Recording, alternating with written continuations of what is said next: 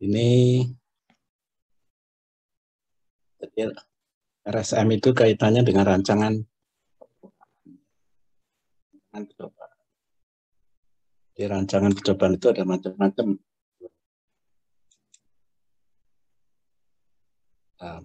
Utamanya itu untuk mempelajari pengaruh beberapa faktor secara bersamaan untuk identifikasi dan membandingkan pengaruh efeknya dan juga untuk optimasi. Jadi nanti yang fokusnya nanti ke optimasi. Kerjanya kan conservation metodologi ke optimasi.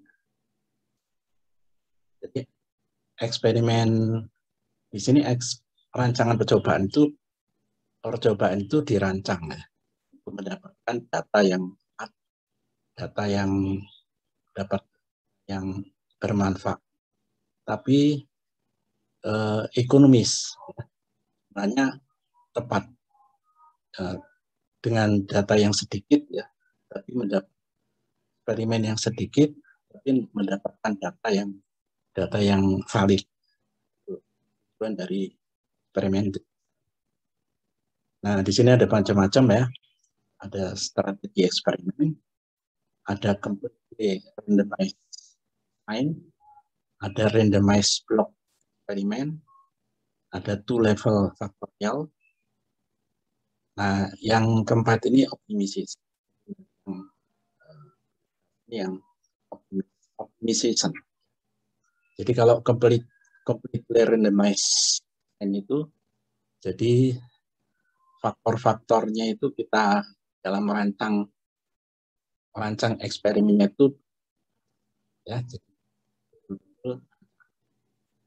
Nah, kalau bedanya dengan randomized block eksperimen itu ada blok, selain acak ada blok di kelompok-kelompok. Bisa dikelompokkan, setiap kelompoknya itu diatak. Itu namanya randomized block. Ada lagi two-level factorial design. Ya. Jadi kalau two-level factorial design, setiap variabel itu diberi 2 level. Minus. Nah, dari situ kita bisa menentukan di masing-masing variabel. Kalau yang two-level ini yang banyak digunakan ya karena jumlah eksperimennya run-nya akan tapi masih valid menentukan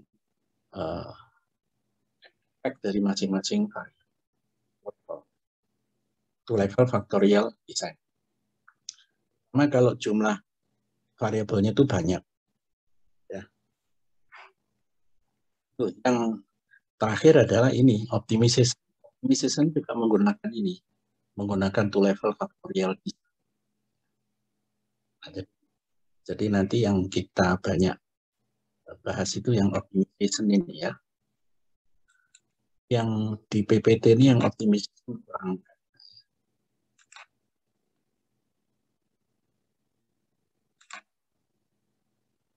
Lainnya cuma saya ulas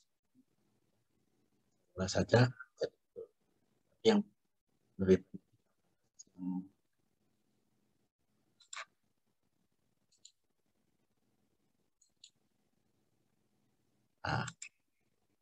completely randomized design itu ini perlakuan 1, perlakuan 2 sampai perlakuan ya. Nah, ini adalah datanya. Datanya sampai N. Datanya itu adalah acak. Itu kemudian dari sini baru kita bisa mendapatkan rata dari tiap-tiap. Rata-rata ini kita bisa menentukan pengaruh dari perlakuan, efek dari perlakuan. Ini minnya, ini datanya. Datanya ini acak. Kemudian dari sini untuk mendapatkan model yang digunakan itu namanya model ANOVA. Itu model ANOVA itu penting ya. Jadi kita anggap bukan dianggap, memang secara matematis itu ortogonal ya. Di ANOVA itu mempunyai sifat ortogonal. Nah, Jadi YIC itu data. Jadi suatu data I itu menunjukkan ininya. Data ke 1, ke 2, sampai ke N, 1 dari pelakuan 1. Jadi tujuannya mencari pengaruh dari pelakuan. Nah, Y bar ini adalah rata-rata total dan average. Nah, yang ini itu adalah pengaruh dari pelakuan. Ini pengaruh dari pelakuan. Jadi rata-rata dari pelakuan C, ini rata-rata grand average. Nah, kemudian ini error residual. Kemudian kalau dengan model ANAVA, sum square daripada masing-masing suku ini itu kalau dijumlahkan, dikuadratkan di jumlah, sama dengan ini dikuadratkan di jumlah, ini dikuadratkan di jumlah. Sum square. Oleh karena itu ANOVA itu termnya, source of variation-nya itu adalah sum of. Jadi dari sini kita bisa mengetahui pengaruh perlakuan sama residual error, kesalahan, fluktuasi. Walaupun nggak ada perlakuan, nah ininya residualnya ada. Kesalahan percobaan. Karena kesalahan percobaan. Bukan karena pengaruh dari. Jadi nanti problemnya itu perlakuan ini, pengaruh perlakuan itu signifikan atau enggak? Apakah nilainya tidak signifikan dibandingkan itu intinya, itu yang kita cari. Ini pengaruh. Bisa juga variasi tiap-tiap ini besar fluktuasinya dibandingkan dengan fluktuasi perlakuan tidak signifikan. Nah, berarti perlakuan itu berarti tidak signifikan. Itu problem yang mau pengaruh dari itu mungkin kesalahan eksperimen fluktuasi data. Bandingannya pakai apa? Pakai varian. Jadi varian itu adalah sum of square dibagi Z. Oleh itu dalam ANOVA itu ada sum of square, ada dread. Sum of square dibagi varian. Ya. Itu ditarik variannya ini sama variannya ini gimana dibandingkan. Nah, distribusi dari rasio varian itu namanya F distribusi. Jadi mengikuti F. Nah, itu aja sebetulnya. Jadi semuanya seperti itu sebetulnya. Itu namanya model ANOVA. Nah, jadi ini akhirnya seperti ini ya jumlah.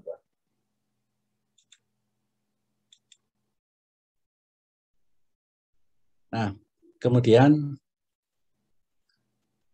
ini rancangan faktorial. Jadi rancangan faktorial 2 pangkat. Ya. Jadi sebetulnya rancangan faktorial itu bukan hanya 2 pangkat, nggak bisa macam-macam ya setahu. Jadi 3 level juga bisa. Kalau ini yang banyak dipakai adalah 2. Jadi kalau 2 level, datanya adalah K, levelnya 2, jumlah variabelnya adalah K, kemudian setiap variabel itu 2 level, nah berarti jumlah run-nya 2 pangkat. Ya, kombinasi daripada minus plus itu berarti menjadi 2 pangkat. Kalau K-nya 3 variabel ya berarti 2 pangkat, jadi 8 run. Ya. Nah, jadi ini main plus, jadi kecil besar. Cuma itu aja. 160 itu minus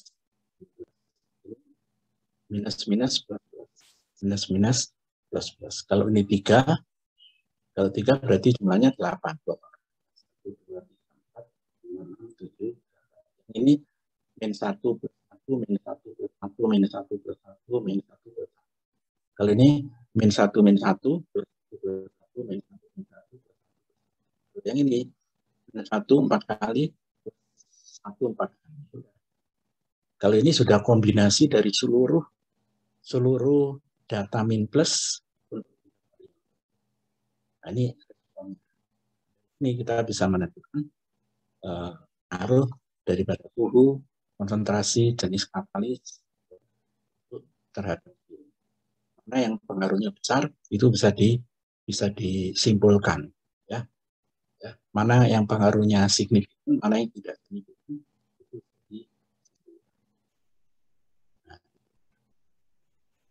Nah, jadi seperti ini. Nah, selain itu juga perlu replikasi untuk menentukan pure error-nya. Kalau hanya ini yang kita dapatkan hanya residual. Jadi seperti ANOVA tadi karena ada residual. Jadi yang kita dapatkan hanya residual. Residual itu dari fluktuasi data. Fluktuasi data itu kita bisa menguraikan dengan ANOVA apakah dia pengaruh dari variabel, pengaruh dari fluktuasi yang tanpa pengaruh variabel, itu namanya residual. Jadi harus dibedakan antara residual sama pengaruh nyata dari variabel.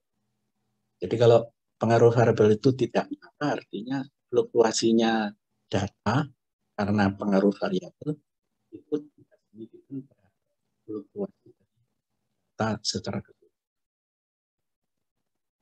Itu aja yang perlu Nah, ini kalau ada ulangan itu selain residual kita punya pure error, ya, pure. Nah, kalau ada ulangan kita bisa menentukan. Kalau tadi kan hanya menentukan pengaruh, hanya pure error ini kita bisa menentukan ke validitas atau kecocokan model. Jadi apakah modelnya itu kalau seperti ini berarti model order 1. Kalau rancangan faktorial ini seperti ini adalah untuk model order 1. Jadi linear. Kalau modelnya order 2 itu jumlah titiknya lebih diperlukan.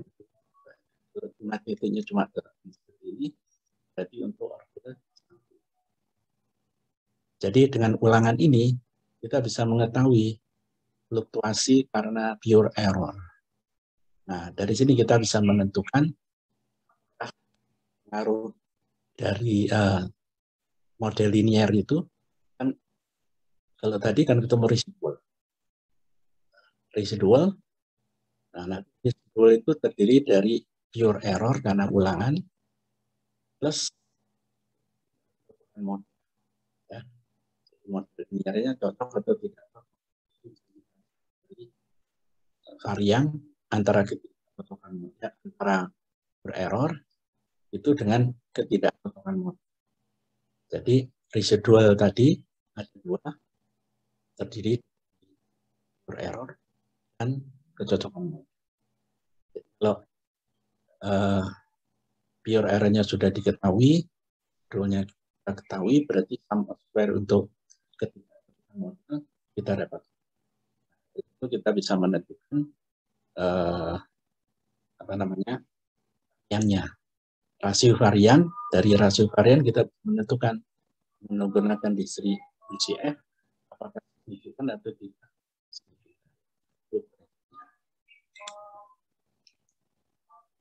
Nah, ini untuk menentukan efek suhu, efek konsentrasi, efek katalis didapatkan dari sini.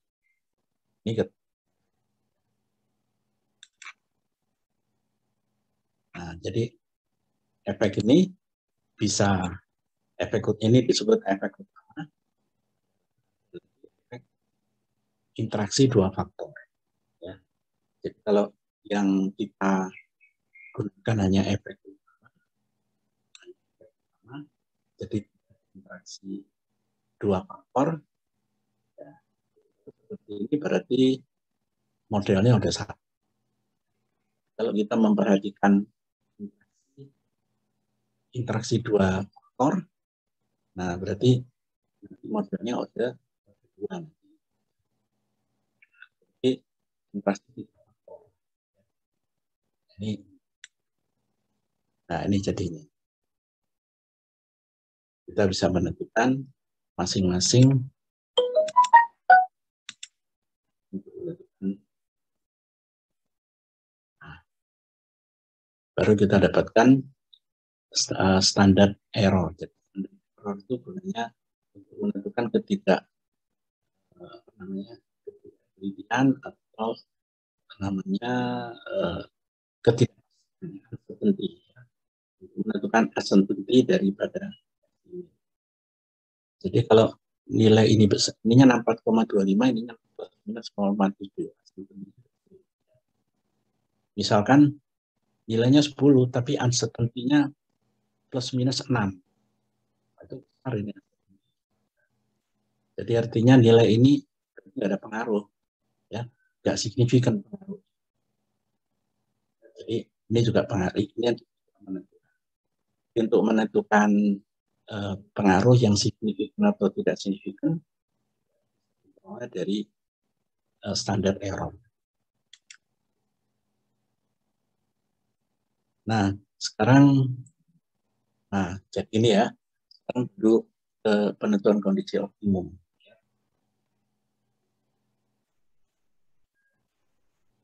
Nah, kalau di sini tujuannya mencari optimasi. Kalau itu tujuannya untuk menentukan pengaruh dari itu signifikan atau tidak. Kalau signifikan nanti kita dapatkan model satu atau model dua, ya. Jadi sampai situ aja. Kalau ini tujuannya mencari kondisi optimum, ya, dari yield, pengaruh dari yield terhadap beberapa variabel, 3 variabel, bisa 4 variabel, dan sebagainya.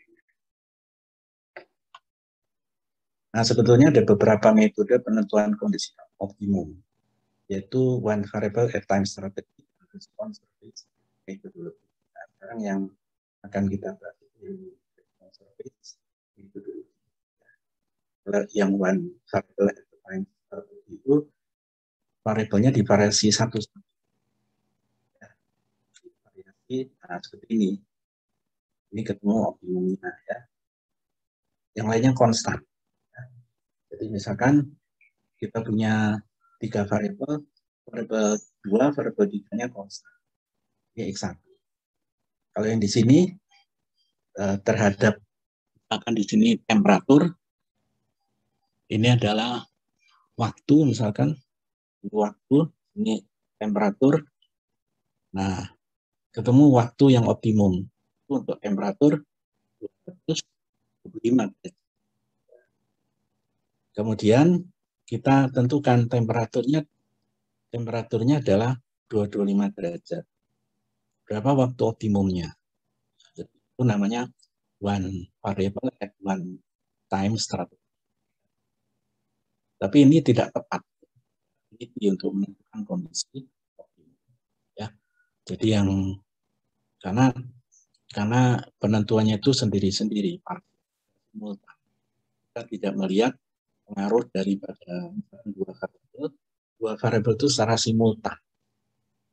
Kalau ini mempelajarinya, menentukannya itu divariasi satu-satu. Yang lebih tepat, yang lebih teliti adalah setelah itu dengan menggunakan response service. Jadi ini contohnya, ini tidak tepat. Mestinya titik optimumnya di sini, ya. Tapi dengan one time and one variable at one time strategi ketemunya di titik ini. Nah, optimum ini. Nah, tapi tergantung dari konturnya. Kalau konturnya seperti ini, tepat. Tapi kalau konturnya bentuknya lingkaran, nah, tepat. Kita menghasilkan hasil yang tepat, walaupun dengan one. Tapi kalau konturnya seperti ini, nggak tepat. Harusnya optimumnya di titik ini. Tapi ketemunya titik di sini jauh sekali. Nah, jadi oleh karena itu yang tepat menggunakan response service, menggunakan FSM itu pertama kali kita menggunakan percobaan orde 1 dulu, ya. Jadi orde 1 dulu harusnya yang kita. Tapi banyak yang ngerjakan, yang penelitian-penelitian yang dilakukan langsung ke orde 2, ya. Jadi kita melakukan percobaan orde 1 dulu itu untuk menentukan range sebetulnya. Menentukan range di titik OD2, di range OD2. Itu tujuan daripada apa. Tapi kalau seandainya kita sudah tahu ya range-nya dari pengalaman, dari penelitian-penelitian sebelumnya, kita tahu range optimumnya itu di sini ya. Nah, tinggal langsung ke boleh langsung ke. Tapi kalau kita sama sekali belum tahu tentang range variabel itu kita mulai dari percobaan itu menggunakan model linear. Model linear ini seperti ini, koefisiennya itu kita peroleh dari mana? Kita peroleh dari rancangan faktorial, ya, rancangan faktorial. Kemudian setelah itu kita uji dengan ANOVA, apakah model linearnya itu cocok atau tidak. Nah, jadi kalau model linearnya cocok dalam range variabel yang kita itu berarti kita belum berada di daerah optimum, range optimum. Karena kalau linear itu kan datar ya. Yang dimaksud dengan respon surface metodologi itu surface ya, respon permukaan respon. Ya. Jadi contohnya aja variabelnya 2 ya. Yang paling gampang itu 2. Surface itu diperoleh dari 2 variabel. Jadi tapi walaupun 3 variabel, 4 variabel dan selanjutnya disebut surface juga ya. Tapi sebetulnya bukan surface kalau yang betul surface itu sebetulnya kalau 1 itu garis. Kalau 2 itu surface. Jadi kalau kita plot ya ini Y, ini X2. Nah, di sini jadi Y sebagai fungsi X1, X2 itu bentuknya surface. Ya. Y sebagai fungsi X1, X2. X1, X2 itu variabelnya. Itu respon. Jadi bentuknya surface. Itu kalau variabelnya 2. Tapi kalau cuma 1, Y sama X. Nah, jadi responnya bentuknya garis. Nah, surface-nya itu kalau kita meneliti optimum, surface-nya itu harus lengkung. Kalau surface-nya masih datar, itu belum daerah optimum. Jadi oleh itu percobaan itu bertahap. Jadi kalau pertama itu linear, seperti kalau kita mau menuju ke puncak gunung. Kalau optimum misalkan maksimum itu kan nanti puncak gunung. Kalau kita masih berada di jauh dari puncak, nah itu kan permukaan surface-nya itu kan masih datar. Nah, itu namanya ini masih datar. Berarti berlaku ada. Tapi kalau sudah di daerah sini, daerah puncak, nah itu lempung. Nah, kalau sudah di daerah lempung, nah kita baru bisa menentukan titik optimum. Nah, yang pertama itu. Jadi kita lihat, oh ternyata masih OD1. Kalau OD1 berarti datar. Kalau datar, berarti kita harus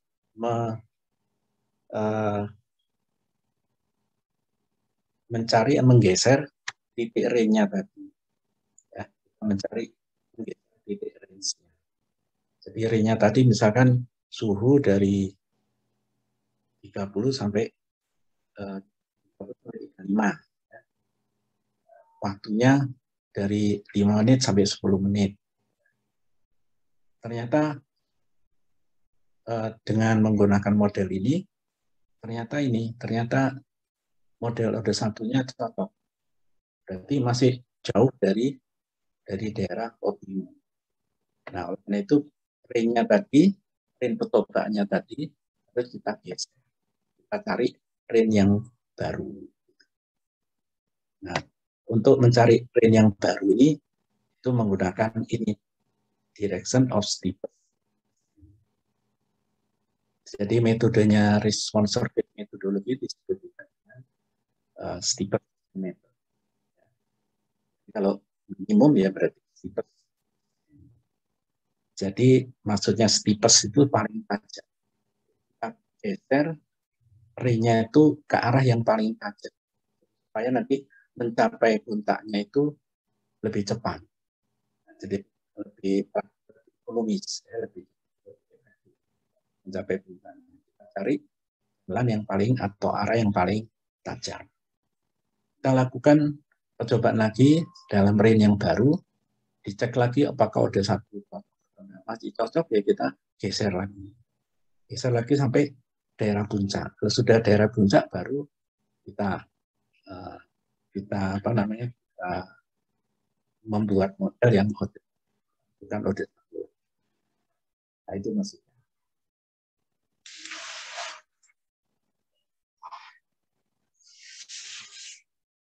Nah, jadi kalau ini kode 2. Jadi kalau tadi ada 1, ini ada 2. Sudah 3.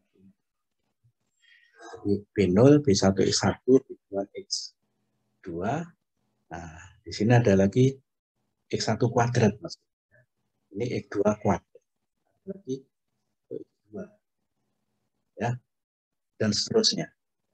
Kalau cuma 2 variabel, berarti cuma ini aja. B0 plus B1 X1 plus 2 X2 plus 1 X1 kuadrat. 22 X2 kuadrat. 12 1 kali. Jadi yang mau dicari ini 0, B1, B2, B11, B22, B12. Itu yang mau dicari. Itu dari data eksperimen. Ya, dari data eksperimen. Nah, sekarang kalau ada 2 gimana rancangan percobaan? Kalau ada 1 kan pakai factorial design. Ya, langsung. Min 1 plus 1 dan masing-masing itu mempunyai level cuma 2. Min 1 dan plus 1. Kalau rancangan ode 2, karena jumlah parameter yang mau dicari ada di. Jadi membutuhkan data lebih banyak lagi itu diperolehnya dari ini, Central Composite Rotatable Second Order. Ini dalam hal ini ada banyak rancangan. Biasanya kalau jumlah variabelnya sedikit, cuma 2 bisa 3 ya. Itu cukup dengan rancangan ini, Central Composite Rotatable Second Order. Atau pakai center. Jadi ada Central Composite Rotatable. Ada juga yang pakai center. Ya. Ada lagi pakai face center. Itu kalau jumlahnya sedikit. Tapi kalau jumlahnya banyak, jumlah variabelnya banyak, itu akan lebih efektif lagi kalau menggunakan eksperimen yang beda. Ya. Jadi seperti box method, box design, BBD ya. Box itu biasanya. Jumlah titiknya akan lebih sedikit. Tapi masih jumlah titiknya lebih sedikit, tapi datanya masih valid. Itu gunanya. Tapi kalau variabelnya cuma yang filter atau itu. Jadi kalau setelah kita dapatkan O2, maka untuk mencari optimumnya tinggal diturunkan aja. Diturunkan derajat itu. Nah, ini kan ketemu persamaan aljabar linear. Ketemu X1, X2 optimum.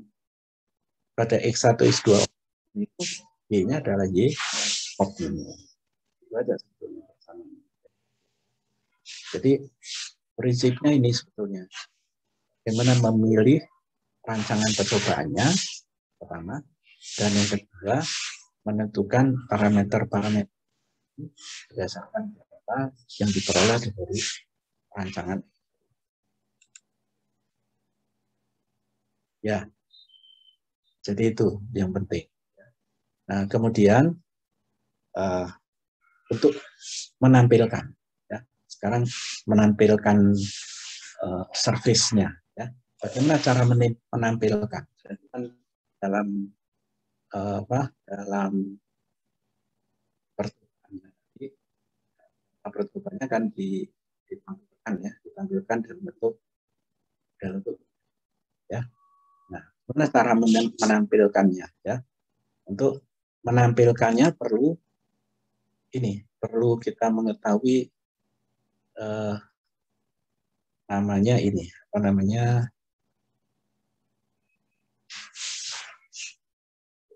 dengan transformasi variabel, dengan transformasi sehingga didapatkan persamaan. Nah, persamaan awalnya kan ini. Nah, ini yang sudah diketahui. Jadi untuk menampilkannya, maka ini dibuat yang lebih simpel, yaitu dengan transformasi variabel yang disebut dengan bentuk canonical, bentuk kanonik, bentuk. Jadi ini bentuk kanoniknya itu bisa apa? Bisa bentuk elip. Jadi kalau dibuat konturnya itu bisa bentuk elip, bentuk hiperbola. Itu kita bisa peroleh dari mana? Dari bentuk kanonik tadi. Kita bisa langsung bisa tahu apakah dia bentuknya lingkaran, konturnya, ataukah bentuknya hiperbolik atau parabolik. Itu bisa diketahui dari bentuk ini, bentuk kanonnya seperti ini. Kita jadi dengan jalan transformasi variabel. Jadi sumbunya itu pertama kali sumbunya kita translasi. Jadi pertama ditranslasi, setelah itu dirotasi. Translasi, rotasi. Jadi kalau sebetulnya nolnya, titik optimumnya tadi kan tidak sama dengan 0,0. Itu dibuat pada titik optimum itu pada 0,0, tapi dengan variabel yang lain. Kemudian gambarnya nanti, gambar konturnya, misalkan gambar konturnya seperti ini, misalkan kayak gini. Ini kan miring, itu dirotasi. Ya. Titiknya kan di sini. Nah, pertama koordinat yang di sini itu kita rubah, kita geser ke sini. Jadi pertama ini sumbu vertikal baru, sumbu horizontal baru. Setelah kita geser, kita rotasi. Kita rotasi sehingga jadi elip. Elip itu kan E kuadrat per A kuadrat ditambah Y kuadrat sama dengan 1. Jadi yang ada suku kuadratnya aja. Ada suku konstanta, tidak ada suku perkalian dari 2. Ada cuma suku kuadrat. Itu yang kita cari, itu disebut bentuk kanonik. Ya. Bentuk kanoniknya seperti itu dengan jalan translasi sumbu sama rotasi. Nah, ini rotasi dan translasi kita dapat ini jadi bentuk. Dari nilai ini kita bisa mengetahui apakah elip atau hiperbolik atau bentuknya parabolik. Kalau Y gamma lambda 1 dan lambda 2 itu positif, ini sama, bisa positif bisa negatif ya, tapi sama-sama tandanya. Tanda lambda 1 sama lambda 2 itu sama. Jadi kalau sama itu berarti, nah, kalau sama berarti elip. Ya. Tapi kalau yang satu positif, yang satu negatif, nah itu berarti bentuknya bukan elip lagi, tapi hiperbolik. Ya.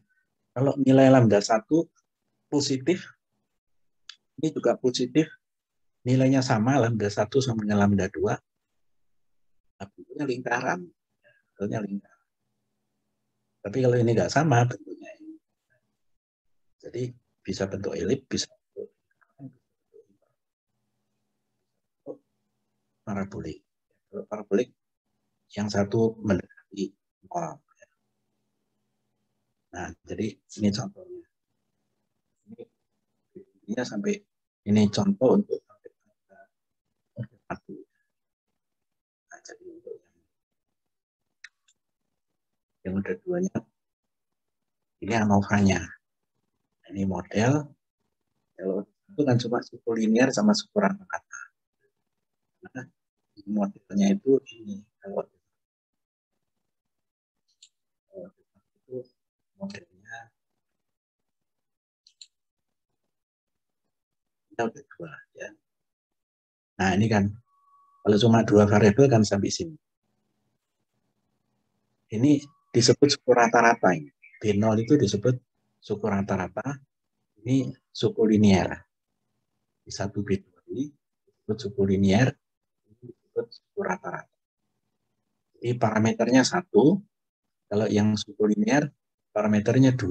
Jadi itu dari 2. Kalau tadi contohnya 2 variabel, berarti 2. Rata-ratanya 1. Nah,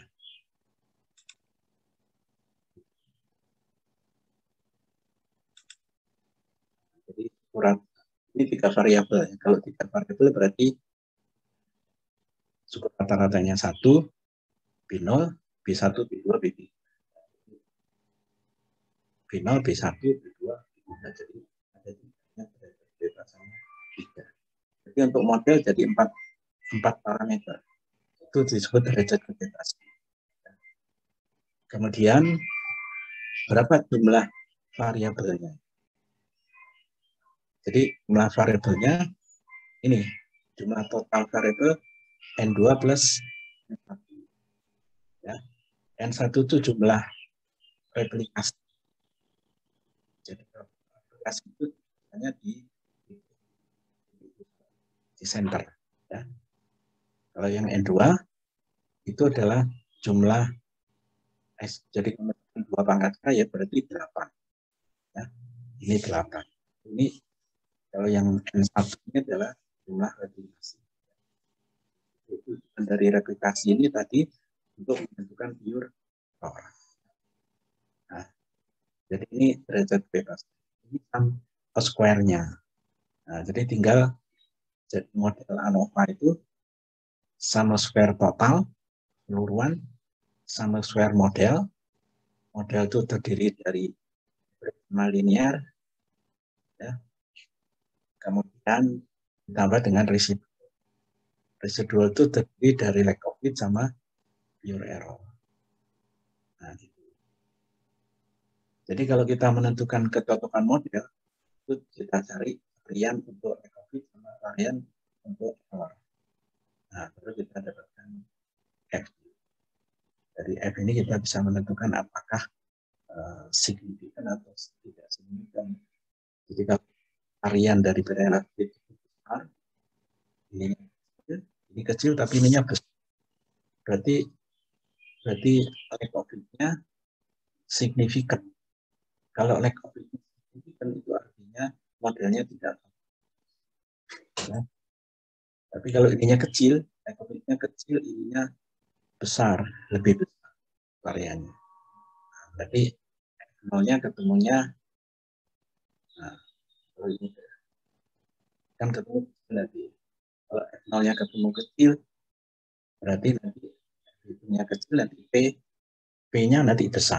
Karena P itu luasan di atas kanannya nilai F0 tadi. Luasan, jadi berarti nanti P-nya akan besar. Jadi kalau P-nya besar, berarti tidak signifikan. Ya, berarti tidak signifikan. Jadi kalau tidak signifikan, kalau ininya kecil, tidak signifikan, berarti modelnya total. Jadi lack of fit-nya tidak signifikan. Berarti modelnya. Kalau mau mencari apakah nilai suku linear ini apakah signifikan atau tidak, nah, kita bisa mencari ini juga. Kita bisa mencari varian dari suku linear berapa. Nah, nanti kita dengan varian antara varian suku linear dibagi dengan varian residual itu berapa.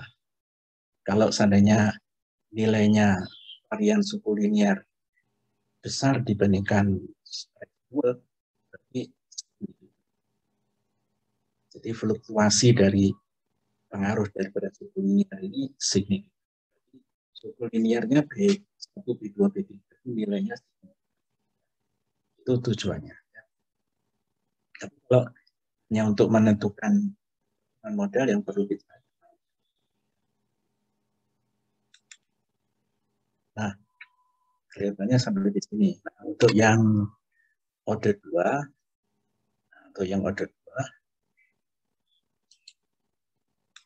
enggak ada di sini.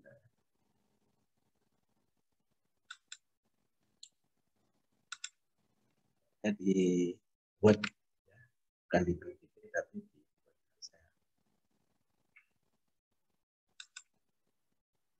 Nah, gini. Saya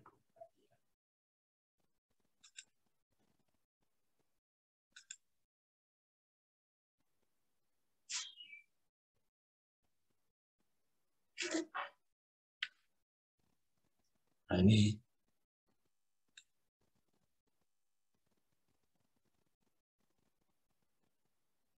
yang ada satu.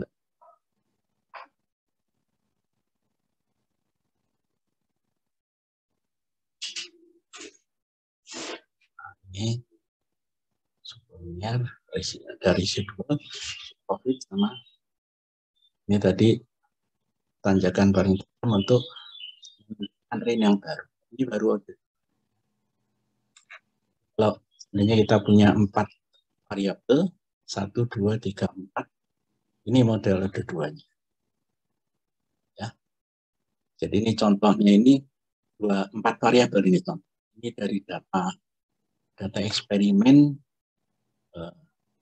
di mana variabelnya itu temperatur, waktu, konsentrasi, rapat arus terhadap persentase glukosa yang dihasilkan.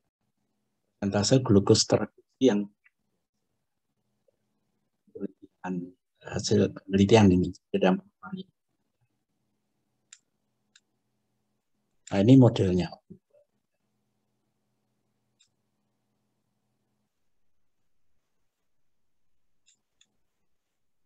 Ini rancangannya.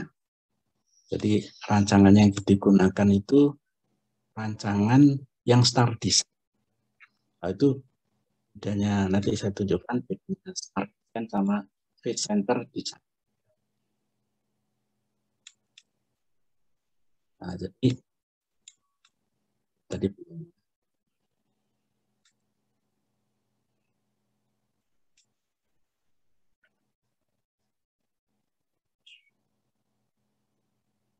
yang fit sama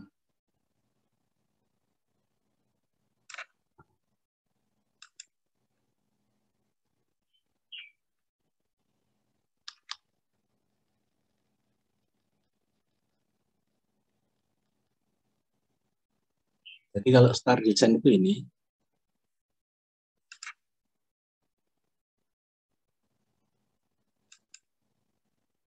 start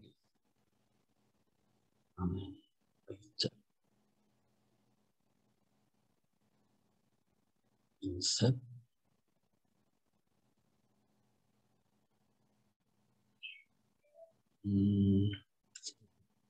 bukan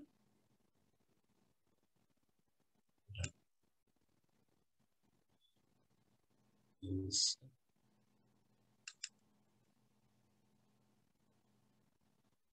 Sip, nah ini ya.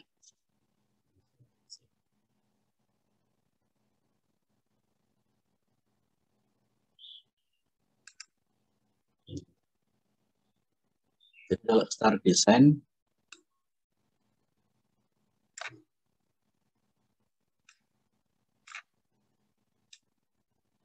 contohnya yang 3 variabel. Kalau 4 variabel menggambarkannya agak kalau 3 variabel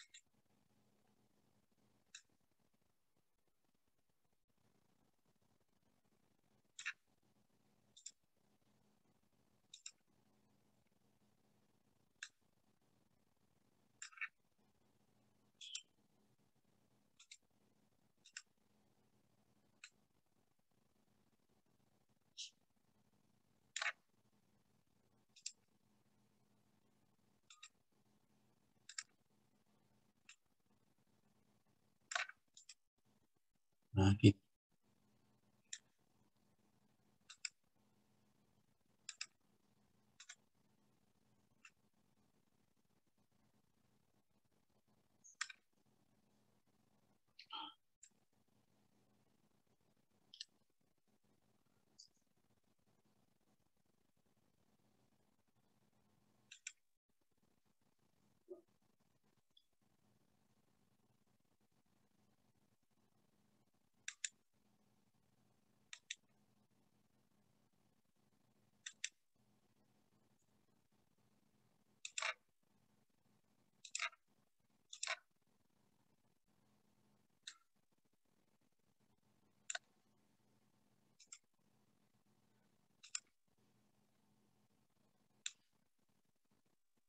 Nah, kalau 3 variabel kan bisa. Dan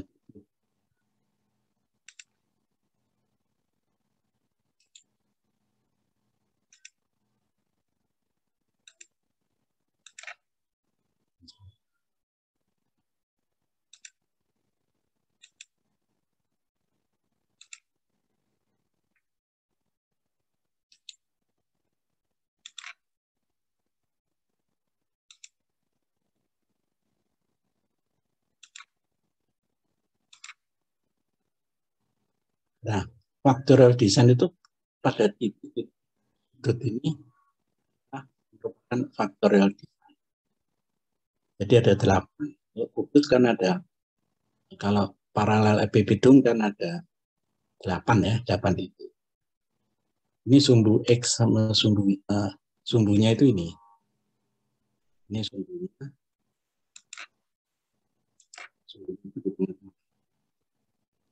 Ini sumbu. Ini sumbu.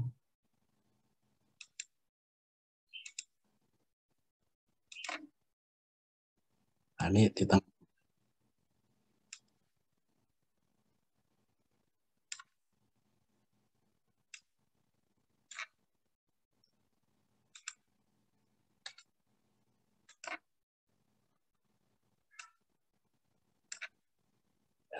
Ini sumbunya ya, dikasih.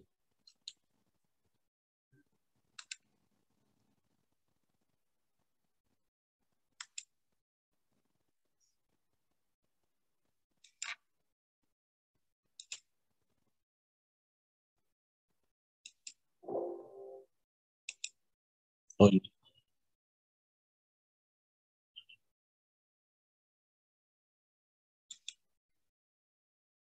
ini sumbu.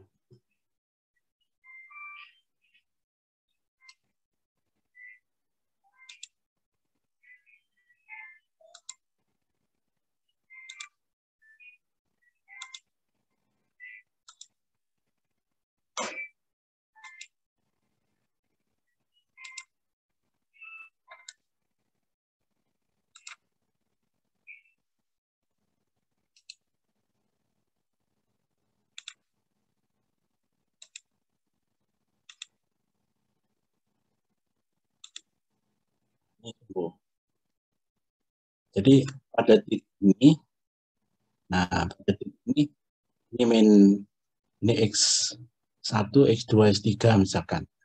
Di variabelnya ada 3. X1, X2, X3. Jadi ini sumbu X1 itu ke sini. Sumbu X2 ini sumbu X3. Ini nilai ini dari sini ke sini itu 1. Ya. Ini 0. 0, ini 1, ke sini min 1. Ini juga sama. Karena 1, ke sini min 1.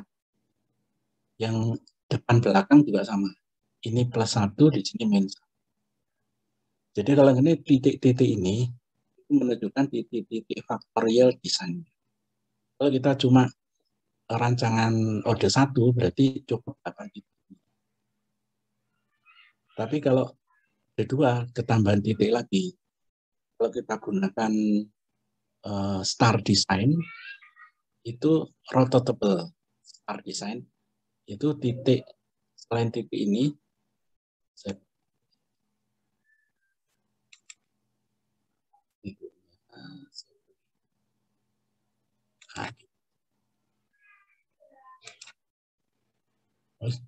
terlalu besar.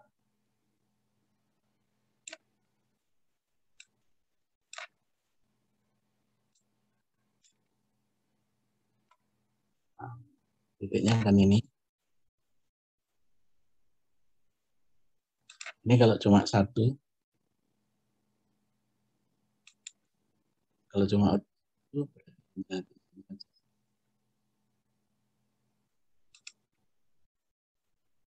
it's bisa dikasih.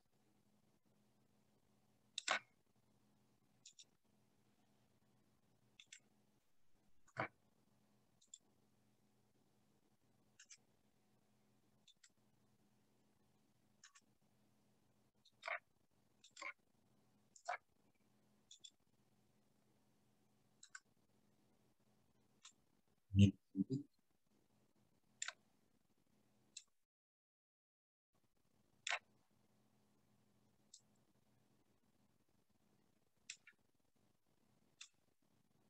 sini.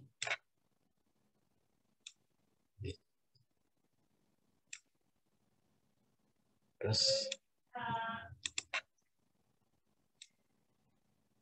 nah di sini ini 8 ya.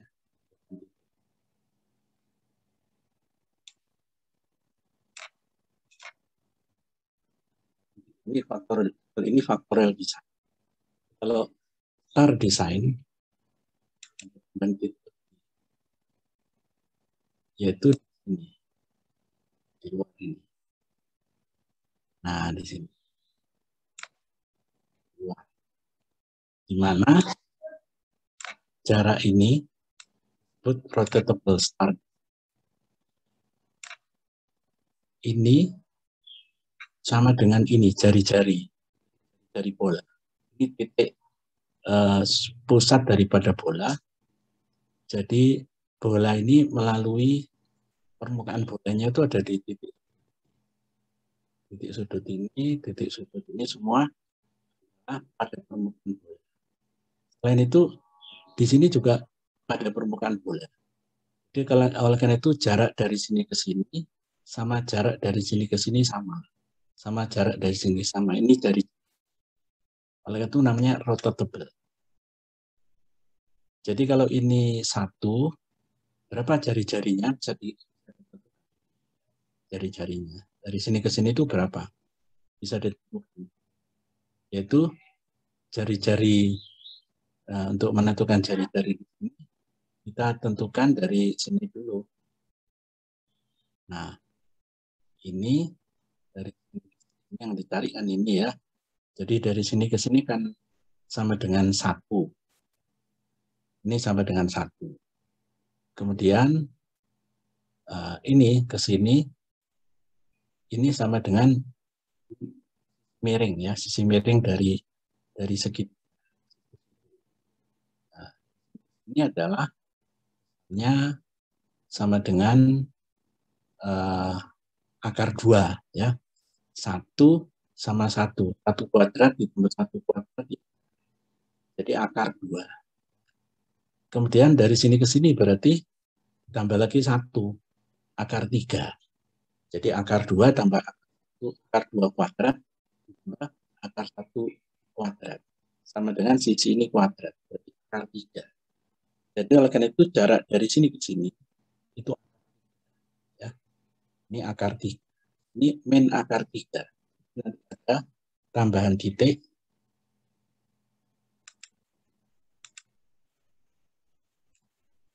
Nah, yang sini juga. Nah, ini ke sini akar 3 min akar 3 plus akar 3.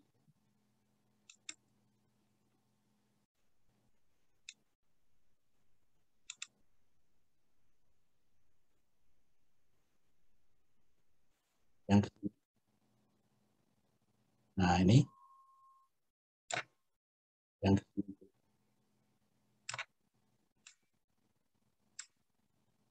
Yang ini ke sini 1 permukaan. Nah, di sini.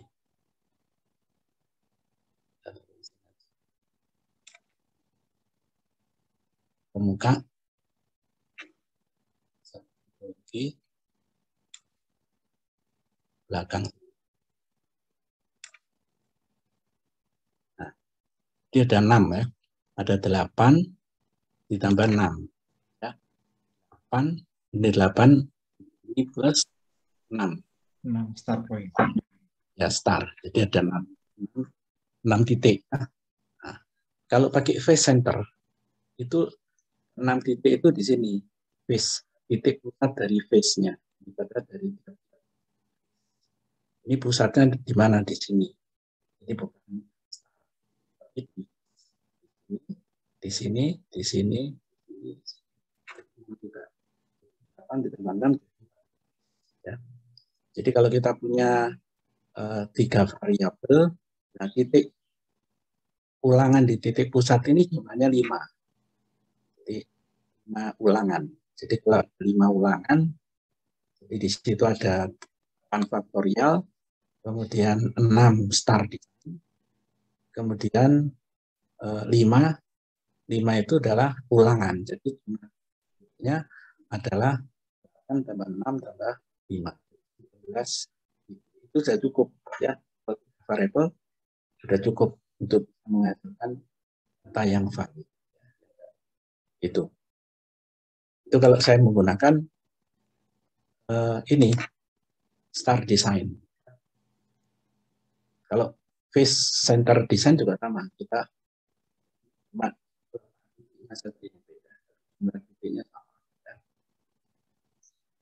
tapi kalau kita gunakan box Benaken design, nah itu beda lagi. Itu biasanya dipakai kalau jumlah variabelnya 5 ya 6. Itu kalau kita gunakan cara ini, jumlah titiknya banyak sekali ya. Nah, jadi untuk lebih ekonomis, kita digunakan Benaken box Benaken. Ya itu ya, ini mengenai titiknya.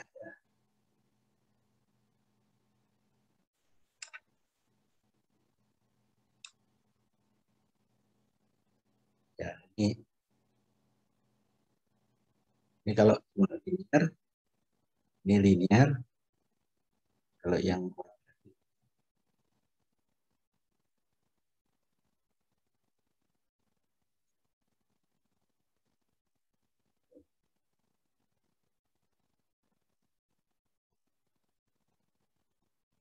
model kuadrat.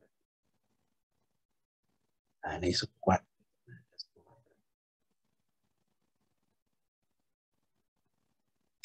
Untuk menentukan apakah bermakna ya. Bermakna signifikan dari parameter.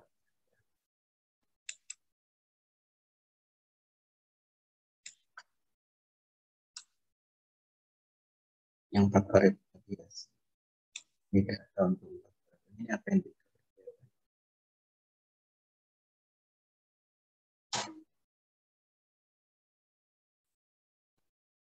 parameter.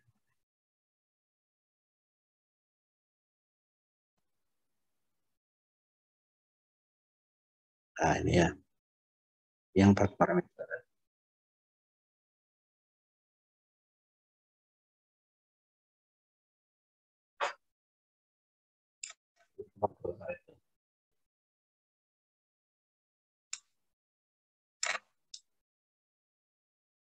Ini sudah ke moniknya ya. Yang nggak kelihatan ya, jelas ya, soalnya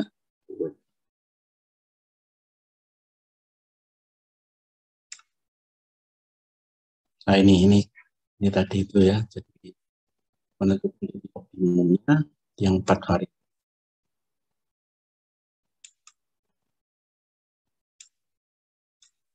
Linear, ada kuadratik, ini 4. Jadi kalau model berarti ada 15 parameter. Ada 15. Kemudian ini faktorial desainnya berapa tadi? Faktorial desainnya 2 pangkat 4, 16. Jadi ada 16 ditambah dengan star design. Jadi kalau star design itu 2 kali K, hanya 4. Jadi tadi 16 itu 2 pangkat 4. 16 ditambah dengan 2 kali K, K-nya 4. Jadi 8 ditambah 16, berarti 24. Nah, di sini sebagai jumlah replikasinya 7. Jadi 7 minus 1, 6. Jadi replikasinya 7. Jadi betul totalnya berarti 31. Jadi 7, jadi jumlah orangnya berarti ada 16 ditambah dengan 8, 24 tambah 7, itu jadi 31. Jadi 31 itu dari jumlah eksperimen plus jumlah replikasi. Jumlah eksperimen di start design sama faktor design ditambah dengan ulangan. Itu sama dengan total derajat kebebasan daripada total jadi 30. Nah, itu jadinya.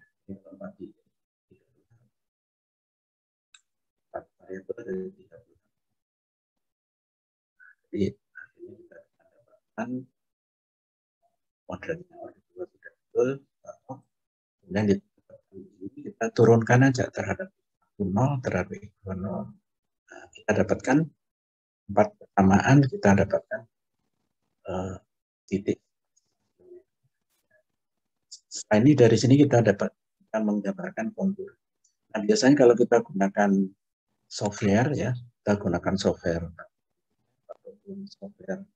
menggunakan itu sudah langsung kita bisa menampilkan kalau modelnya persamaan tadi, maka konturnya langsung bisa digambarkan. Jadi tidak perlu mencari bentuk kanonik lagi. Jadi kalau kita membuatnya bagi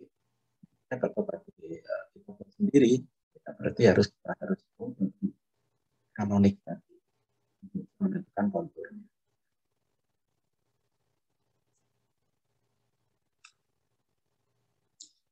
Ya, ini aja ya. Gimana? Ada pertanyaan? Iya, saya mau tanya, Prof. Ya. Ya. Kan kalau modelnya kuadratik gitu ya, itu kan ada x kuadrat, ada parameter linear, kuadratik, sama interaksi gitu kan ya. Ya, kali gitu. interaksi dua faktor ya. Tapi beberapa kali saya review atau dapat tawaran mereview itu kadang-kadang ada yang disimplified, Prof. Jadi dalam arti yang nilai p-value-nya tidak signifikan atau lebih dari 0,05 itu dihilangkan. Seperti ini. Mungkin saya bisa share screen gitu. Oh iya, boleh. Saya coba tunjukkan. Ya.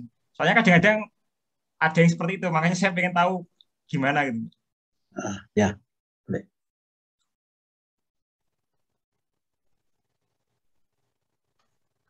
Ya memang kalau dikatakan tidak signifikan itu artinya bisa dinolkan. Jadi bisa dihilangkan dari model. Itu ini kalau kelihatan gitu, Prof? Kelihatan ya. Ya, ini di jurnal ini contohnya, Prof. Ini dia bilang ini, the mathematical model only takes into account factor with p-value 0,05. Jadi akhirnya ada 4 respon kan, dia ada menggunakan respon CS ini. Itu yang dipakai di sini hanya yang p-value-nya kurang dari 0,05. Itu bagaimana? Maksudnya betul. Bisa juga atau seperti apa? Bisa, ya. Bisa, memang seperti itu. Jadi arti tidak signifikan itu artinya bisa dihilangkan. Adanya dia sama tidak ada itu sama, itu artinya tidak signifikan. Berarti koefisien ataupun ini misalnya lengkap gitu, misalnya x kuadrat ada xy ada y kuadrat, itu berarti yang tidak signifikan tidak berpengaruh gitu, yang p-value-nya lebih dari 0,05. Betul. Ini pengaruhnya tidak signifikan. Kecil berarti. Kecil. Bisa dihilangkan. Ya, ini kebetulan kadang-kadang menemukan jurnal seperti ini, Prof. Ya, makanya betul. kadang-kadang kok bisa dihilangkan. Ya, memang ada di jurnal hanya nyebutkan aja ini tidak signifikan, ini signifikan. Cuma gitu ya, aja. ini kan kebetulan di ada kesimpulannya. Tapi ini, ada juga Prof. yang faktornya ada juga yang kayak gini. ini. Jadi kalau tidak signifikan hilangkan. Kayak gitu juga. Nah, ini kan uncertainty-nya ya. Ya, uncertainty. Oh iya, Prof. Ali, saya mau tanya juga. Untuk menentukan replikasi, itu kan kalau kita menggunakan software itu kan sudah muncul gitu. Ya, Prof, langsung otomatis muncul 6 atau 5 atau 4 gitu. Nah, tapi kalau misalnya realitanya mungkin kita hanya bisa melakukan sekali atau 2 kali. Maksudnya menentukan replikasi itu dari mana yang betul? Yang baik atau yang betul dari mana? Replikasi ya. Replikasi kalau menggunakan kalau kita gunakan experimental design seperti response metodologi seperti itu, umumnya replikasinya di titik tengah. Iya. Di titik tengah.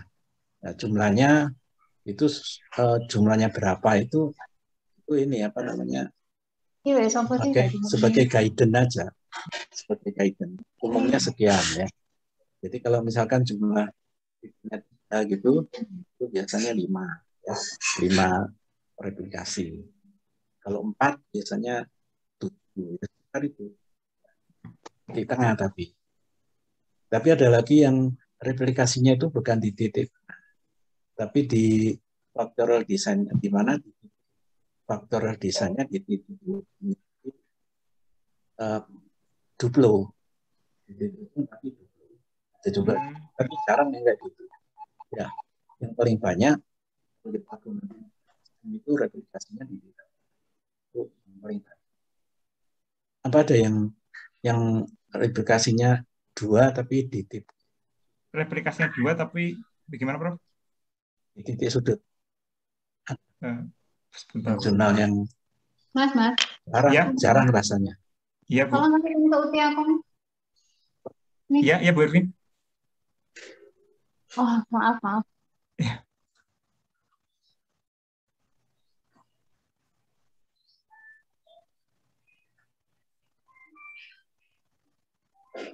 Coba tadi gimana? Tadi yang jumlah replikasi tadi ya? Yang saya atau Prof. Ali? Ya, silakan. Tadi gimana pertanyaannya? Yang ada 2, ada berapa itu? Enggak, maksud saya kan center point itu pasti selalu di tengah gitu.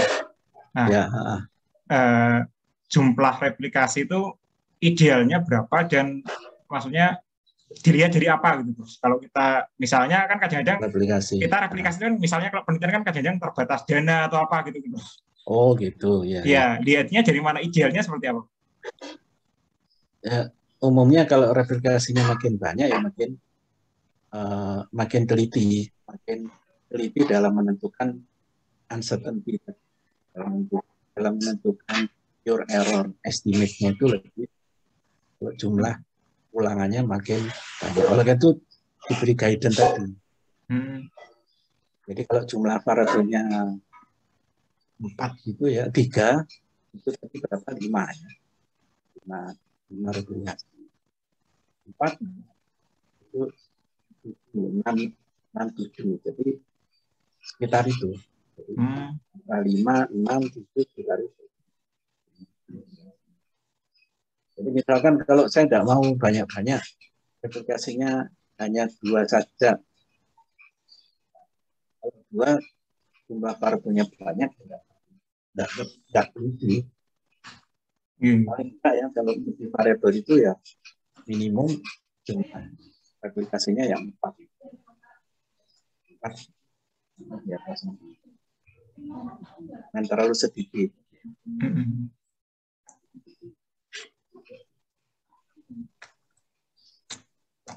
Iya, Prof. Saya mau tanya satu lagi, Prof. Ini pertanyaannya mungkin kadang-kadang sering ditanyakan gitu, Prof. Kadang-kadang, nah, saya mau tanya gini, kadang-kadang ada yang tanya, CCD atau BBD itu bagus mana gitu, Prof. Ya, kadang-kadang kita bingung ya, Prof. Maksudnya kadang-kadang di jurnal juga menggunakan BBD, kadang CCD juga lebih bagus, kadang-kadang ada yang dibandingkan juga nggak tentu gitu, Prof. Nah, itu kita menilai bagus enggaknya kan biasanya lihat dari nilai R-square, itu predicted R-square, dan lain-lain gitu kan, Prof.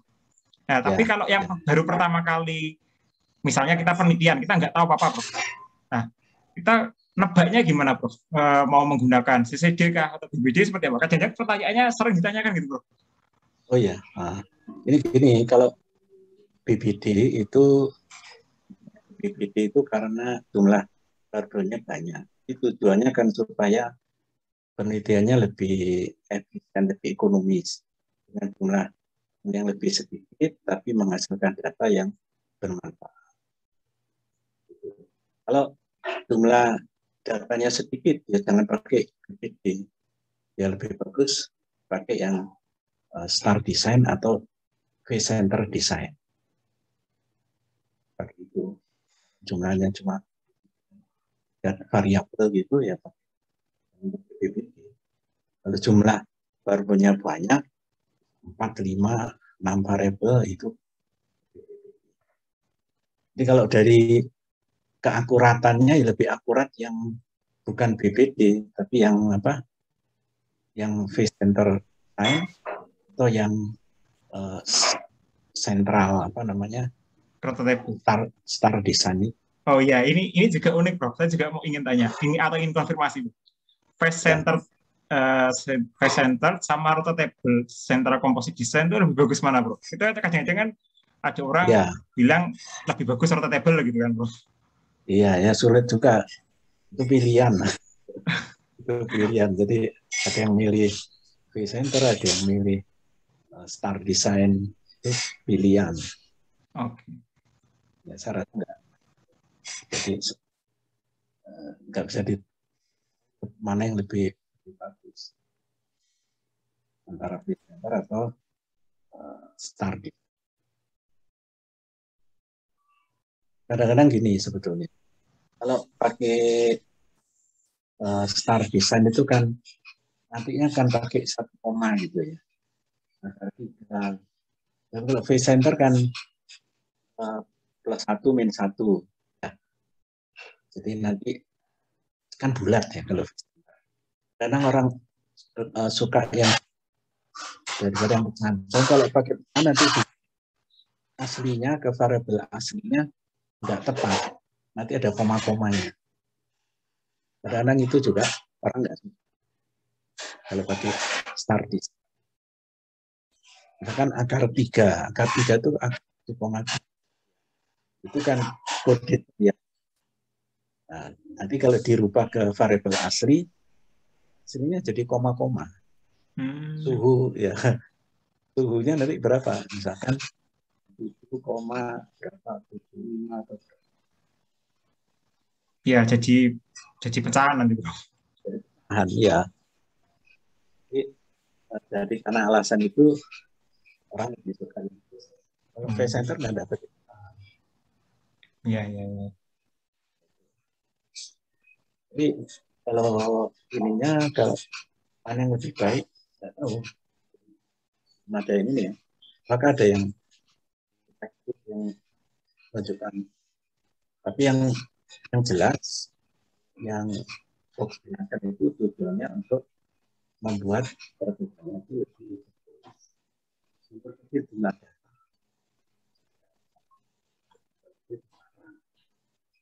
Kalau rantu itu mahal ya, 1 rantu mahal. Eksperimennya lebih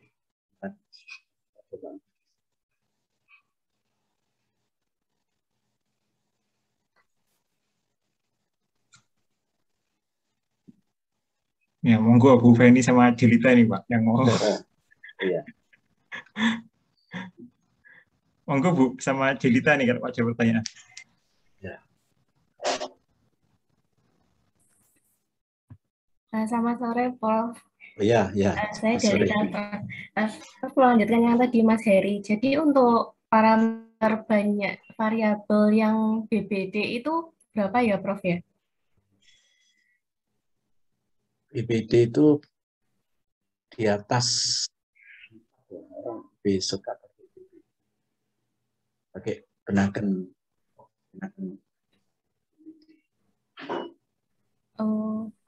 biasanya di atas. Kalau mati 3 atau 4 itu ya lebih enak yang pakai yang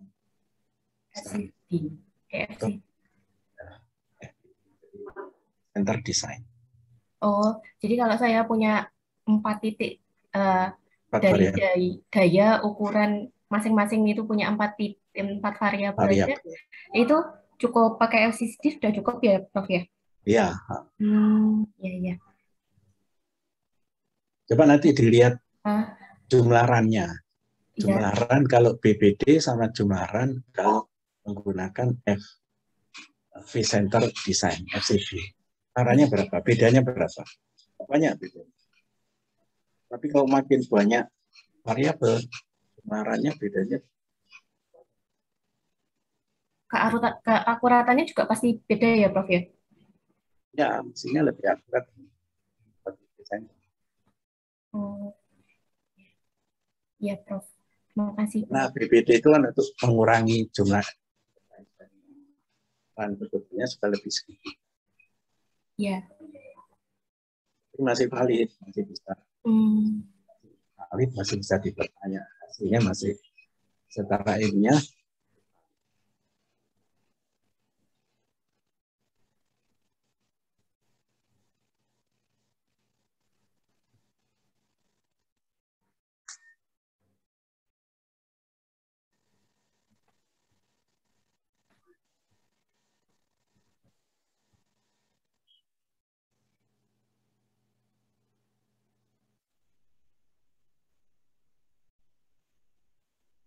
Nah, kadang-kadang gini ya, kalau dari data itu kecocokan model misalkan ya, dari kecocokan model. Kalau replikasinya atau pengukurannya itu teliti, sangat teliti misalkan ya, jadi fluktuasinya kecil, ya, itu bisa ininya untuk ketidakcocokan modelnya bisa lebih sulit. Jadi apa namanya, cenderung untuk modelnya tidak cocok karena S kuadrat S Lekovit berarti S kuadrat pure error. S kuadrat pure errornya kecil, berarti nanti rasionya kan jadi besar, P-nya jadi lebih kecil dari 0,05 nanti. Jadi enggak signifikan. Kalau Lekovitnya signifikan berarti modelnya tidak. Pernah mengalami seperti itu? Pernah enggak? Pernah. Juga ya. Ya. Tapi kalau digambar bagus, ya. Iya. Konturnya bagus gambarnya. Tapi dari ANOVA-nya ternyata modelnya enggak cocok. Padahal Iya, pernah, Prof. Ya. Oh iya, Prof. Ini mungkin pertanyaan juga unik, Prof. Ya. Kadang-kadang kan kalau kita membaca atau lihat graf atau lihat surface ya di jurnal gitu, Prof. Kadang-kadang kita tahu bentuknya itu linear plate gitu, maksudnya flat, entah turun atau naik gitu. Tapi kenapa kebanyakan cenderung kayak seperti dipaksakan harus menggunakan order 2 atau kuadratik gitu? Itu tadi. Order 2 itu untuk mencari optimum. Kalau bukan order 2 nggak bisa dicari optimumnya. Meskipun jadi, itu bentuk surface-nya plate gitu. Maksudnya plane, maksudnya datar gitu, flat gitu. Ya, jadi kalau memang datar itu berarti belum bisa mendapatkan optimum. Jadi harus digeser range-nya. Range daripada karetnya harus digeser. Jadi seperti tadi. Jadi sebetulnya tahapannya itu ada mestinya tahapan 1, tahapan 2. Jadi tahapan 1 itu masih jauh dari, jadi masih flat. Kalau masih flat, jadi OD1-nya cocok, flat, itu berarti jangan dicari optimumnya dulu. Geser dulu range variable. Menggunakan sedikit persen tadi. Arah ini variabelnya dirubah, dilakukan eksperimen, lagi pada ringan. Terus dicoba lagi OD1. Ternyata masih cocok, ya berarti harus teruskan sampai kita dapatkan. Kalau sudah OD2 baru bisa ditarik. Kalau masih flat ya nggak bisa ditarik optimum. Berarti sebenarnya kalau masih flat itu ya masih belum bisa disimpulkan ya Prof. Berarti. Kalau misalnya flat tapi meskipun kita menggunakan order 2 berarti artinya kesimpulan itu masih ya sementara gitu. Ya. Nanti kalau pakai order 2 berarti suku-suku order 2-nya nggak signifikan. Iya, karena flat ke atas atau ke bawah. Iya. Suku order 2-nya nggak signifikan ya, berarti order 1. Berarti kalau order 1 kan nggak ada titik optimum. Ya, nggak ada. Akhirnya ketemunya ya pasti di ujung gitu, Prof. Maksudnya di paling atasnya gitu pasti. Nah, ini bukan optimum. Iya, ya makanya kejadian ketika lihat atau baca jurnal, makanya saya tadi tanya kok cenderung dipaksakan gitu. Oh, ya. Nah, harusnya mencari dulu, mencari daerah di mana order 2-nya. Daerah lengkungnya itu dicari dulu.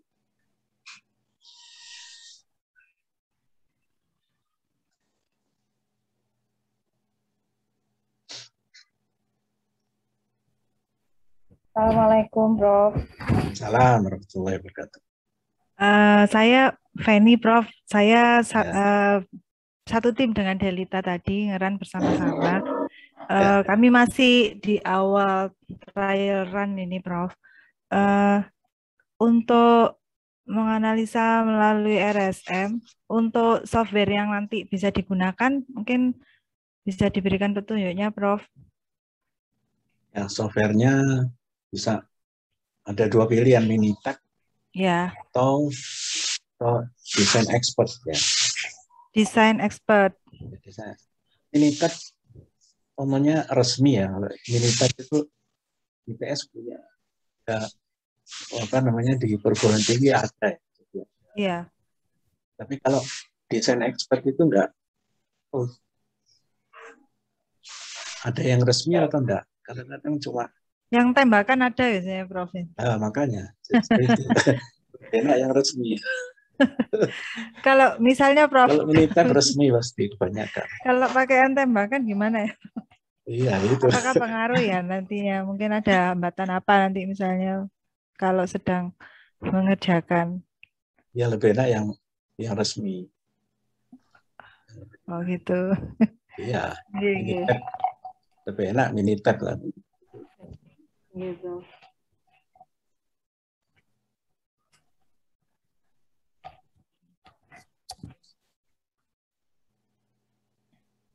Si Prof. Assalamualaikum warahmatullahi wabarakatuh. Waalaikumsalam.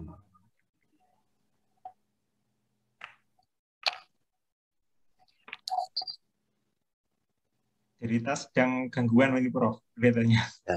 Oh ya. Iya, belum bisa join lagi. Oh ya. Ya.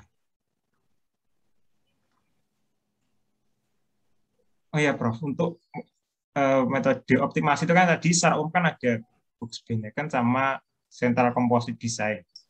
Nah, terus kan kalau kita semakin baca itu kan ada yang nemu yang namanya istilahnya Placket Garment terus apa lagi gitu. Ya itu termasuk optimasi juga atau tidak sih sebenarnya, Prof? Soalnya dilihat itu kan lebih simpel, lebih sedikit gitu, Prof. Oh iya, untuk yang mana? Namanya apa? Ada namanya Placket. Ini coba saya share gitu. Ya boleh. Yang saya tahu ini Volkswagen Designer sama Star Designer. Ya mungkin ada lagi beberapa lagi ada. Ya sebentar, Prof.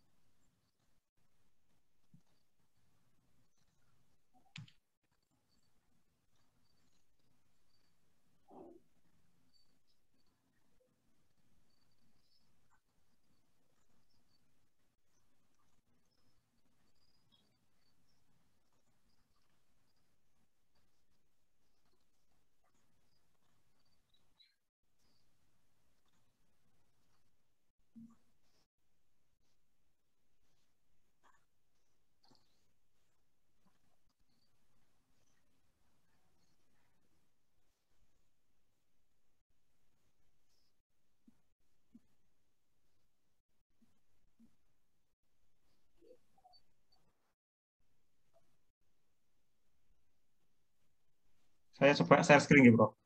Ya.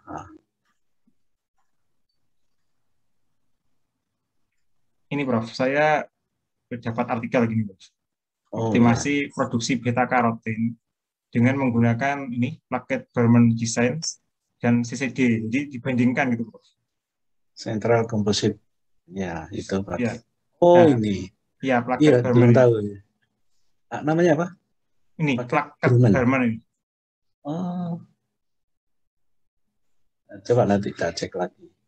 Iya, Bro. Itu makanya tadi saya tanya, itu termasuk optimasi atau hanya screening atau mungkin apa gitu? Ya, optimasi kalau menurut kan dibandingkan kan sama sentral lain sama itu. Mungkin baru itu ya. Kelihatannya mungkin, Bro. Makanya saya juga tanya, Bro. Plaket apa nah? Plaket Berman Design ya. Coba. Iya, Bro. Dan enggak di jadi di citasinya ada enggak? Citasinya saya cek. Ya.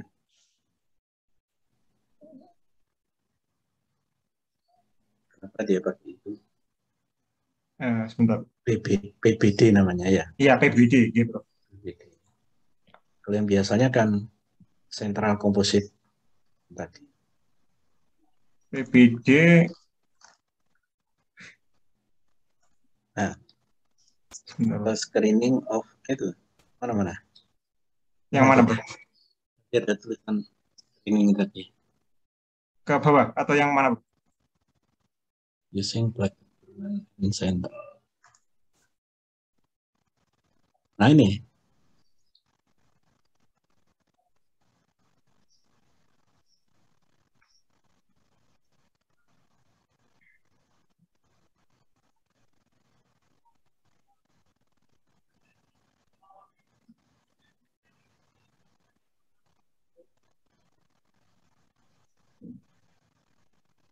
Oh iya, untuk screening kelihatannya. Iya, screening ya, Bro. Jadi di screening dulu pakai PBD, setelah itu baru dioptimasi dengan CCD. Berarti kerjanya jadi, 2 kali ya, Prof? Maksudnya 2 kali. Iya, PBD dulu baru CCD berarti. Ya, jadi PBD bukan untuk optimasinya, tapi untuk ininya, untuk screening. Berarti apa sama dengan itu tadi, Prof, yang Prof jelaskan di PPT tadi yang one time tadi, yang sebelum? Yang untuk screening tadi pakai factorial design ya. Iya, tadi kan di PPT ya. Prof kan ada strategi yang one time tadi, yang itu lain kalau itu lain. Gitu. Kalau itu enggak digunakan sekarang. Semuanya pakai simultan. Factorial design. Jadi pakai factorial design itu untuk screening aja. Tapi ini pakai PBD ya. Ya, PBD. Jadi dengan faktor desain untuk ngecek mana faktor yang berpengaruh, mana yang tidak berpengaruh. Yang tidak signifikan dihilangkan dulu. Nah, ini tabel 1 ini desainnya, Prof. Desain PBD-nya ini, Prof. Tabel 1 ini. Oh, ini ya. Jadi variabelnya itu ada 11, Prof. Wah, banyak ya. Variabelnya 11. Saya nggak tahu, Prof. Maksudnya, apakah PBD itu memang untuk men-screening 11 variabel ini karena banyak gitu, Prof? Atau saya juga belum baca sebenarnya, Prof. Setelah di screening jadi berapa variabel? Setelah di screening, sebentar, Prof. Saya juga baru dapat ini, Prof.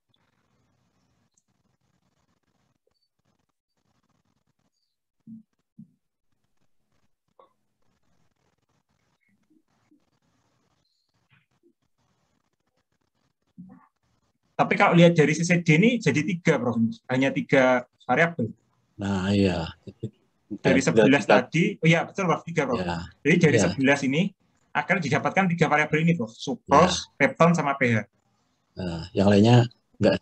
Iya, lainnya hilang, enggak dioptimasi. Nah. Kalau di buku Pock and Hunter itu cara screening itu pakai factorial design. Factorial apa, Prof? Factorial design. Faktor desain aja.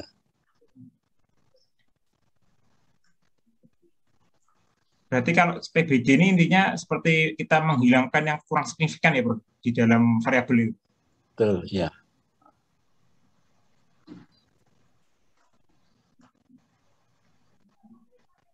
Ya, Prof, ini akhirnya jadi 3. Untuk screening aja.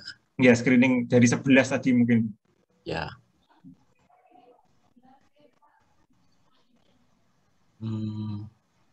Ya, sudah.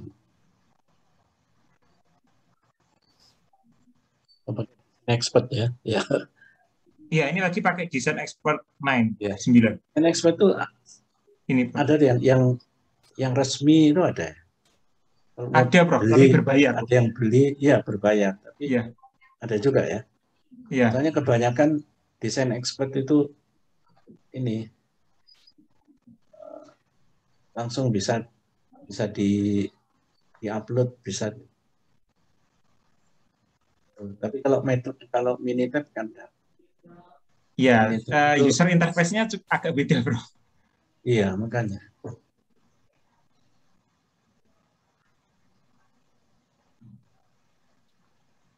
Nah, ini Prof. Garis ini, Prof. Figure 1 itu. Actual versus predicted. Itu seharusnya kan emang titik ini kan di tempat garis lurus ini ya, Prof. Harusnya. Yang baik maksudnya. Iya, berarti kalau semakin menjauh itu kan artinya makin kurang baik ya, Bro? Iya, makin kalau dekat dengan garis itu berarti makin bagus. Oh ya, Design Expert itu kan biasanya gini. Biasanya boleh dipakai free berapa bulan gitu ya. Biasanya gitu 1 bulan, Bro. 30 hari. 30 hari. Ya. Berarti kalau 30 hari berarti sebetulnya legal ya. Legal itu, Bro. Legal. Tapi untuk riset boleh enggak itu? Banyak yang memakai, Prof. Free-nya itu banyak yang dipakai untuk aplikasi. Oh, selama 30 hari itu ya? Iya. Oh, iya. Yang penting kalau asal legal aja dapat. Iya, itu legal. Iya, kalau dasar 30. Nah, ini juga sama, Prof. Kebetulan paper ini itu yang dipakai hanya yang P-value-nya kurang dari 0,05, Prof. Akhirnya didapatkan seperti ini, Bro. Ya. Jadi yang lebih kecil dari 0,0. Iya, P-nya lebih besar dari 0,05. Jadi kan linearnya harusnya ada 3. Ini hanya dipakai B sama C-nya aja. Ya. Ya.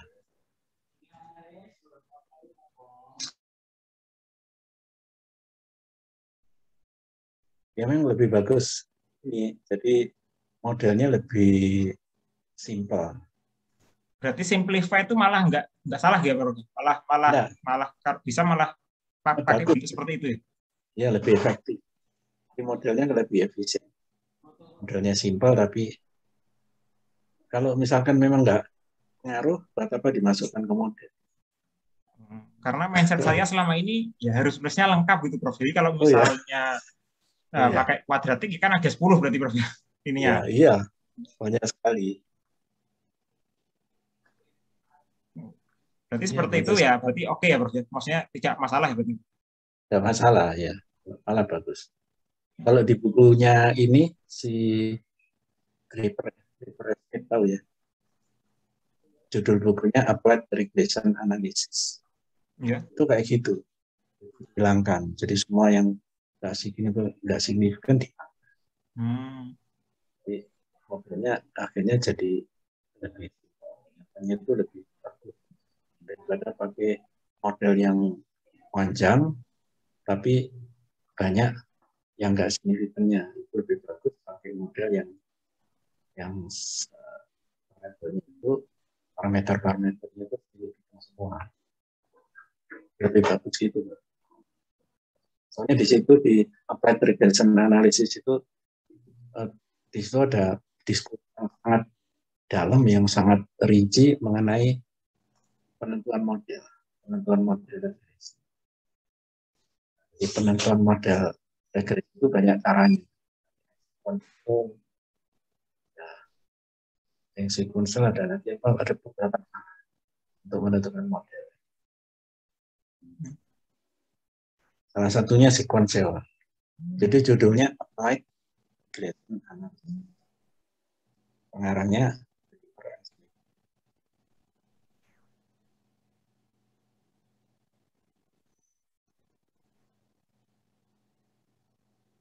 mungkin Jelita ini Pak mau tanya ini mungkin Pak. Malu-malu nih. Oh iya. Oh iya. Saya mendengarkan dulu aja, Prof. Oh iya.